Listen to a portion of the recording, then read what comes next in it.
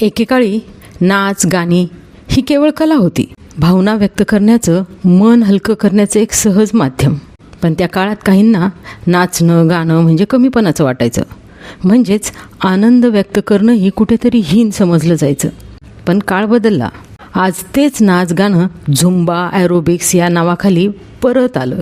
व्यायामशाळाही आधी होत्या, पण जिम हा शब्द ट्रेंड झाला आणि तिथं जाणं प्रेस्टिज बनलं. क्रिकेटही होतं. गल्लीतल्या सामन्यांपासून ते आंतरराष्ट्रीय मॅचपर्यंत तो खेळ लोकांच्या जिव्हाळ्याचा होता.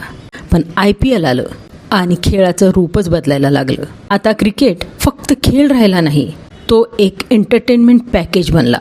चौकार षटकारांसोबत ब्रँड, जाहिराती, लिलाव, टीम्सची किंमत हे सगळं तितकंच महत्त्वाचं झालं. तेच कपडे असतात, फक्त मोठा ब्रँड लागला की मॉलमध्ये अव्वाच्या सव्वा भावाने विकले जाऊ लागले आणि आपण तेच आनंदाने घ्यायलाही लागलो. नाचण्यातला आनंद तोच आहे, खेळातली मजा तीच आहे, व्यायामही तोच आहे. बदललं काही नाही, बदलला फक्त आपला दृष्टिकोन आणि आपण त्या बदललेल्या दृष्टिकोनाला प्रगती समजू लागलो. खरं तर हे निव्वळ बाजारीकरण आहे.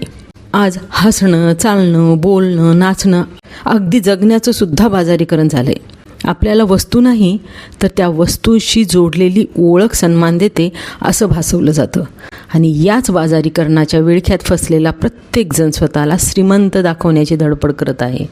एकीकडे वर्षानुवर्ष बाजार माणसांच्या गरजा कमी आणि इच्छा जास्त वाढवत गेला आणि आत्ता अचानक बचतीचं आव्हान दिलं आहे. म्हणूनच अनेकांना आर्थिक संकटाला सामोरं जावं लागणारच आहे.